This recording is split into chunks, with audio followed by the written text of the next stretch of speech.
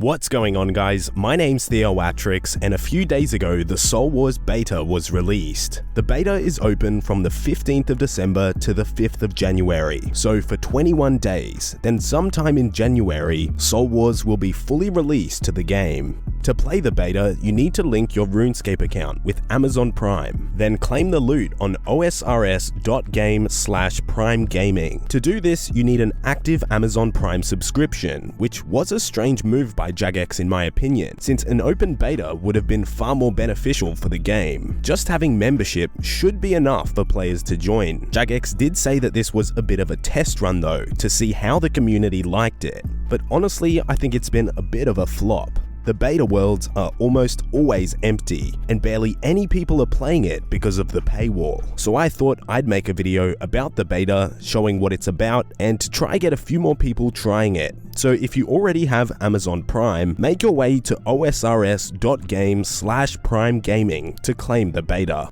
After you claim it, you can access World 476, and this puts you onto a new account profile, separate from your main account. You start off in the Soul Wars starting area, which looks identical to how it was back in RS2, and really does bring back some serious nostalgia. Your account has 99 in every skill, and you start off with an almost maxed melee setup. You can head over to the table on the left side of the bank to change your stats and gear, and in the gear window there's 3 preset setups, or you can click items in the top left to select from a range of high level gear. In the beta, you need 10 players to start a game, so 5 on each team, but in the real Soul Wars that's coming out, it will be 10 per team, so 20 in total. In both the beta and the real thing, games will run in an instance, so instead of having to wait for the game to finish, games will start every 2 minutes as long as there's enough players to start. To play Soul Wars when it's out, you'll need at least a total level of 500, level 40 combat, and you'll need to be a member. So now I'll play the minigame and go through the changes compared to what the old RS2 Soul Wars was, and then afterwards I'll explain what I think of the beta and what I think should be changed.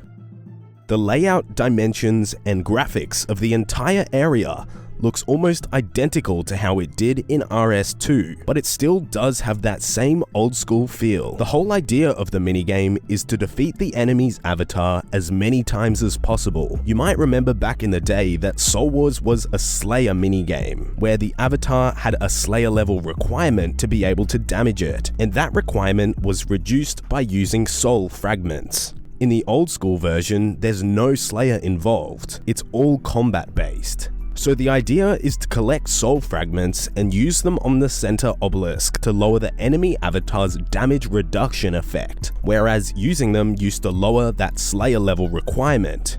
I think it's good to shift away from Slayer for this, because if a team has a group of players with a high Slayer level, they had an easy advantage. To collect soul fragments, you need to kill the monsters surrounding the central obelisk. There's level 46 Forgotten Souls in the areas to the east and west, then there's level 79 wolves to the north and the south. And the wolves drop more fragments per kill. In RS2, there were Pyophians and Jellies in these areas, and they had their standard Slayer level requirement to be able to damage them. In the center obelisk area, one team will have control by capturing the area with having more players there, and you can see who's capturing or controlling an area.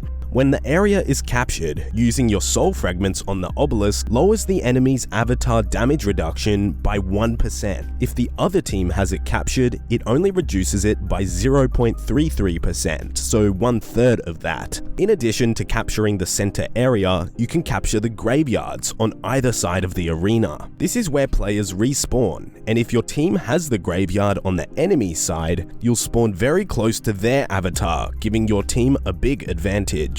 In the graveyards, you can bury players' bones, and this has the opposite effect of soul fragments. It increases the damage reduction effect of your own avatar, and the same thing happens with capturing it. It increases by 1% if your team controls the graveyard, and 1/3% if it's the enemies. There's also an activity bar all the way in the top left, and this monitors whether you're taking part in the minigame or just AFKing, and if the bar goes down to 0, you won't get points for that game.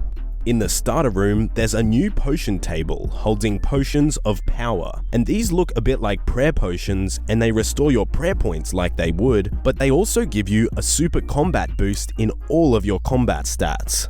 There's a table of bandages there too that restores 10% of your total hit points and 50% of your run energy per bandage. You eat bandages as slow as food, so it's not as fast as eating them in somewhere like Castle Wars. You have to wait between eating each one, and since they only heal a maximum of 9 hit points, it's pretty easy to get stacked out, so maybe that's something Jagex can consider in the official release.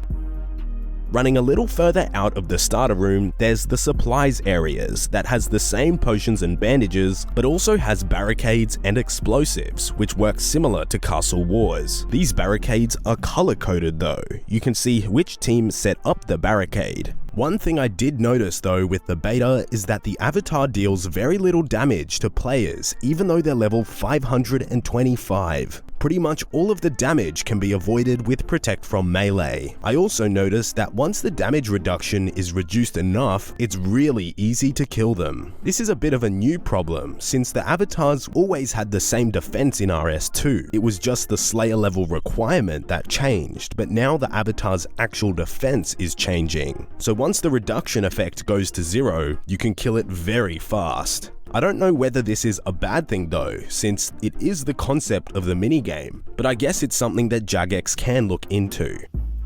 So the games go for 15 minutes, and whoever killed the enemy avatar the most times wins the match. But the reward points, known as Zeal, are given out differently. You obtain Zeal by killing enemy players, healing team members, burying bones, sacrificing soul fragments, damaging the enemy avatar, and capturing areas. On top of that, if your team wins the game, you get a 10% Zeal bonus, and if you lose, it's a 10% reduction. The exact amount of Zeal you get for all of these different actions isn't really known yet, since you don't get rewards or Zeal in the beta, so we'll need to wait for the full release to see that. Although we do know what the rewards are going to be. All of the proposed rewards passed the polls, and I talked about these in a previous video, and they're more than likely going to be the ones that we see in the main game sometime in January.